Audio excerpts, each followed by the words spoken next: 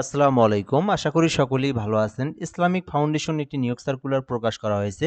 যেটি কিন্তু সরকারি স্থায়ী নিয়োগ সার্কুলার, যেখানে বাংলাদেশের যেকোনো জেলার যেকোনো প্রার্থী এই নিয়োগ সার্কুলারে আবেদন করতে পারবে। এটিতে বেশ কিছু পদের সঙ্গে নিয়োগ সার্কুলার প্রকাশ করা হয়েছে। দেখতেই পারতেছেন, উপপরিচালক পদ রয়েছে, সিনিয়র প্রোগ্রামার অফিসার রয়েছে, এছাড়াও মেডিকেল অফিসার রয়েছে। এরপরে কিন্তু সহকারী পরিচালক, গবেষণা কর্মকর্তা, বেশ কিছু পদের সংখ্যা রয়েছে দেখতে পাচ্ছেন। মোটামুটি বিশাল বড় একটি নিয়োগ সার্কুলার, যেখানে 65টি পদে এই নিয়োগ সার্কুলারটি প্রকাশ করা হয়েছে। তো আজকের ভিডিওতে এই নিয়োগ সার্কুলার নিয়ে সকল ধরনের তথ্যগুলো আপনাদেরকে জানানোর চেষ্টা করব। এখানে পদের নাম, পদের সংখ্যা, বেতন স্কেল, শিক্ষাগত যোগ্যতা, আপনার শিক্ষাগত যোগ্যতা অনুযায়ী আপনি কোন পদে আবেদন করবেন সেই বিষয়টা এই ভিডিওর মাধ্যমেই জানতে পারবেন। আরেকটা বিষয় বলে রাখি, আপনারা যারা আমাদের চ্যানেলে নতুন আছেন অবশ্যই সাবস্ক্রাইব করে রাখবেন। বাংলাদেশের সরকারি সকল নিয়োগ সার্কুলারগুলো কিন্তু আমরা ফেসবুকে আপলোড দিই, আবার ইউটিউবে আপলোড দিই। তো যারা যেখান থেকে দেখতেছেন, যারা ফেসবুকে দেখতেছেন তারা ফেসবুক পেজটিতে ফলো দিয়ে রাখবেন। জবস প্লাস বিডি আমাদের ফেসবুক পেজ, অবশ্যই ফলো দিয়ে রাখবেন। আর যারা ইউটিউবে দেখতেছেন অবশ্যই আমাদের চ্যানেলটিতে লাইক করবেন, কমেন্ট করবেন, পাশাপাশি অবশ্যই সাবস্ক্রাইব করে রাখবেন। তাহলে পরবর্তী যে ভিডিওগুলো আমরা আপলোড দেবো আপনার সামনে চলে আসবে, আপনি কিন্তু সেই বিষয়গুলো সম্পর্কে আপডেট তথ্য জানতে পারবেন। তো এটি হচ্ছে ইসলামিক ফাউন্ডেশনের নিয়োগ সার্কুলার, যেটা কিন্তু একেবারে রিসেন্টলি একটি নিয়োগ সার্কুলার। বলা হয়েছে ইসলামিক ফাউন্ডেশনের রাজস্ব খাতভুক্ত নিয়োগ সার্কুলার, অর্থাৎ এটা কিন্তু সরকারি স্থায়ী রাজস্ব খাতভুক্ত নিয়োগ সার্কুলার। তো এখানে বলা হয়েছে বাংলাদেশের নাগরিক, যে কোনো নাগরিক, অর্থাৎ বাংলাদেশের 64টি জেলার যে কোনো প্রার্থী আবেদন করতে পারবে, এবং এটি কিন্তু অনলাইনের মাধ্যমে আবেদন করতে হবে।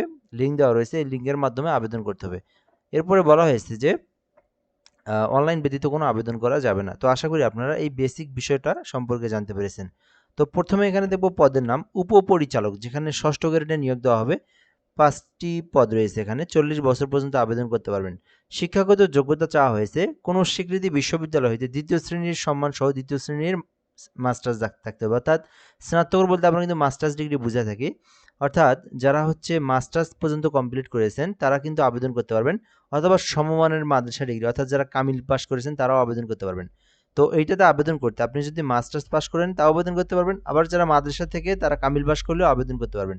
আর এটিতে কিন্তু 8 বছরের চাকরির অভিজ্ঞতা লাগবে, যেহেতু 40 বছর পর্যন্ত আবেদনের সময় এবং 6ষ্ঠ গ্রেড, সেই ক্ষেত্রে 8 বছরের অভিজ্ঞতা চাওয়া হয়েছে।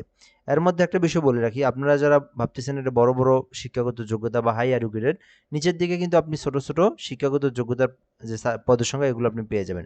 তো সিনিয়র প্রোগ্রাম অফিসার নিয়োগ দেওয়া হবে, যেখানে কিন্তু 2টি পদ রয়েছে 7ম গ্রেডের।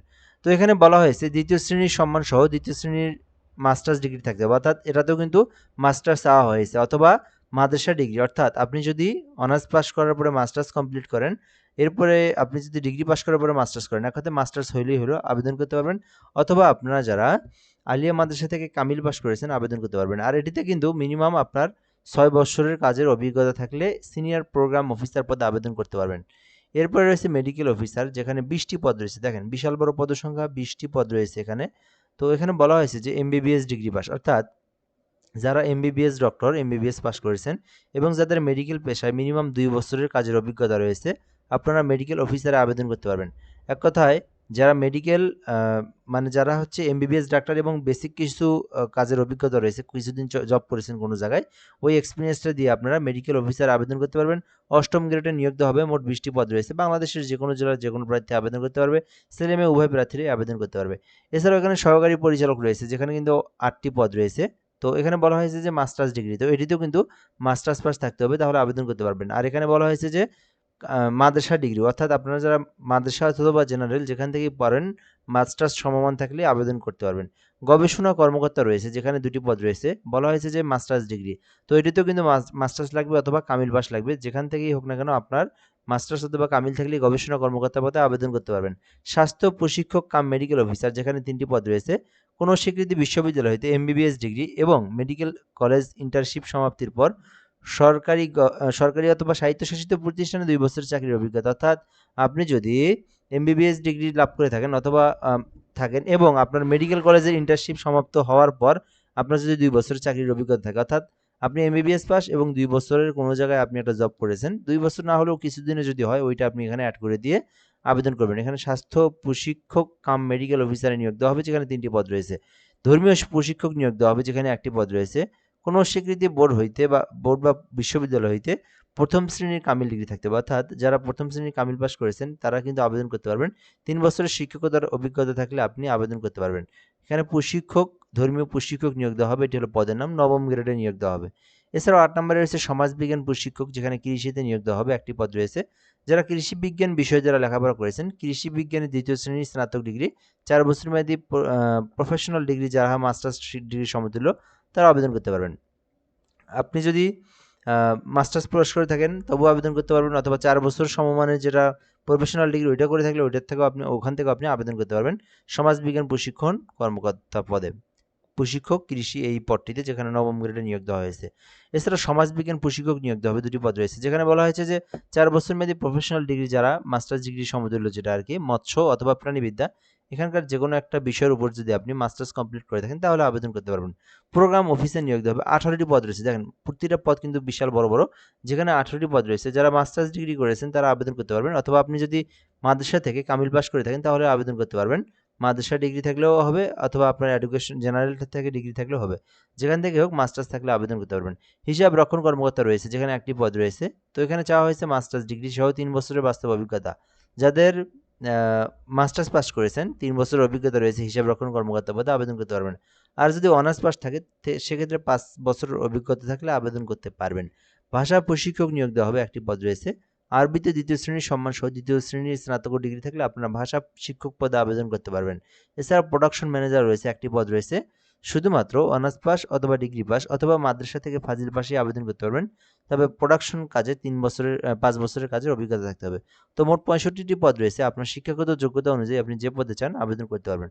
তো চলুন এখন দেখা যাক কিভাবে আবেদন করবেন। তো আবেদনের জন্য লিঙ্ক দেওয়া রয়েছে ifbtelitalk.com/bd, এই লিঙ্ক থেকে আপনাদেরকে আবেদনটা করতে হবে। আপনি চাইলে আমাদের মাধ্যমে আবেদন করে নিতে পারেন। একদম ঘরে বসে থেকে নির্ভুলভাবে আবেদন করে নিতে পারবেন। আমরা কিন্তু বাংলাদেশের সরকারি সকল নিয়োগ সার্কুলারের আবেদনগুলো করে দিয়ে থাকি। তো আপনি যদি ঘরে বসে থেকে একদম নির্ভুল উপায়ে অ্যাপ্লিকেশন করতে চান, তাহলে আপনাকে হোয়াটসঅ্যাপে এই নাম্বারে এসএমএস করতে হবে। আমরা আপনার তথ্যগুলো নিয়ে আবেদন করে আপনাকে আবেদনের কপিটা সঙ্গে সঙ্গে পাঠিয়ে দেবো। তো চাইলে 01775830312 এই নম্বরে হোয়াটসঅ্যাপে এসএমএস করবেন। এরপরে বিষয়টা হচ্ছে নিজেরা অ্যাপ্লিকেশন করলে এই লিঙ্কে প্রবেশ করবেন। দেন এই লিঙ্কে প্রবেশ করার পরে আপনার সকল পার্সোনাল তথ্য, এডুকেশনাল কোয়ালিফিকেশন, দেন ছবি, স্বাক্ষর, এই যে 300x300 পিক্সেল, 300x80 পিক্সেল, এই যে তথ্যগুলো লাগে এগুলো পূরণ করে আপনার আবেদনটা সম্পূর্ণ করতে হবে। এবং এটি কিন্তু বলা হয়েছে যে 4/6/2026, অর্থাৎ এই আবেদনটা কিন্তু বর্তমানে শুরু হয়েছে, অর্থাৎ 5 মে থেকে শুরু হয়েছে, যেটা কিন্তু একেবারেই চলমান থাকবে 4 জুন পর্যন্ত। ঠিক আছে, অর্থাৎ সামনের মাসে জুন মাসের 4 তারিখ পর্যন্ত আবেদনটা করতে পারবেন। বর্তমানে আবেদনটা চলমান রয়েছে। এরপরে সরকারি ফি জমা দিতে হবে। তো আপনারা তো জানেন গ্রেড অনুযায়ী দিতে হয়। তো কেউ যদি এখান থেকে বলা হয়েছে যে আবেদন ফি বাবদ এখানে বলা হয়েছে যে একটি দেওয়া থাকবে। আচ্ছা, আমি এখান থেকে আপনাদেরকে বলি কোন পদের জন্য কত টাকা সেটা বলে দেই। টেলিটক পেইড নামে 2টি এসএমএস করে আবেদন ফি জমা দিতে হবে। তো টেলিটকের সার্ভিস চার্জ বাবদ 223 টাকা। আচ্ছা, প্রতিটা পদের জন্য, যেহেতু এইটা আপনার সবগুলোই আপনার ষষ্ঠ থেকে নবম গ্রেডের মধ্যে, যার কারণে সবগুলোই 223 টাকা সরকারি ফি। যদি আলাদা আলাদা গ্রেড থাকতো, মানে আপনার ভিন্ন গ্রেডের পেমেন্ট হইতো, তাহলে আপনার আলাদা আলাদা থাকতো। যেহেতু এখানে আপনি যে পদে আবেদন করেন আপনার সরকারি ফি 223 টাকা। আর আরেকটা বিষয় বলা হয়েছে যে এখানে আপনার 223 টাকার সঙ্গে আপনার কিন্তু আরও 2টা এসএমএস সহ প্রায় 230 টাকাই খরচ হবে। তো যারা আবেদন করবেন মিনিমাম 230 টাকা রিসার্চ করে তারপরে আপনারা পেমেন্ট করবেন। আর এখানে আপনারা যারা শারীরিক প্রতিবন্ধী ক্ষুদ্র নৃগোষ্ঠী রয়েছেন তাদের 56 টাকা পেমেন্ট দিয়ে কিন্তু পেমেন্ট করতে পারবেন। আর এখানে বলা হয়েছে আইএফবি ইউজার আইডি লিখতে হবে। দেন আপনারা 163 পোর্টাল নাম্বার সেন্ড করবেন। তো আপনারা যখন 130 টাকা রিচার্জ করবেন, মানে 10 টাকা বেশি রিচার্জ করবেন, রিচার্জ করার পরে আইএফবি স্পেস দিবেন, দেওয়ার পরে ইউজার আইডি লিখে 163 পোর্টাল নাম্বার সেন্ড করে দিবেন। সেন্ড করলে পিন নাম্বার দিবে, ওই পিন নাম্বার দিয়ে আবার আপনারা 163 পোর্টাল নাম্বারে সেন্ড করে দিলেই আবেদনের পেমেন্টটা কিন্তু আপনার সম্পূর্ণ হয়ে যাবে। তো আশা করি আপনারা বুঝতে পেরেছেন কিভাবে কি করতে হবে। আমি আপনাদেরকে সম্পূর্ণ সার্কুলারটা পড়ে দেখালাম। যদি আরও কোনো কিছু জানার থাকে আপনি কমেন্টে বলতে পারেন, রিপ্লাই দিয়ে জানিয়ে দেবো ইনশাআল্লাহ। তো ভালো থাকবেন। অবশ্যই আমাদের চ্যানেলে সাবস্ক্রাইব করে রাখবেন। ফেসবুক পেজে অবশ্যই আমাদের যে পেজটি যেটাতে ভিডিও দেখতেছেন অবশ্যই লাইক করবেন, কমেন্ট করবেন এবং অবশ্যই ফলো দিয়ে রাখবেন। আসসালামু আলাইকুম।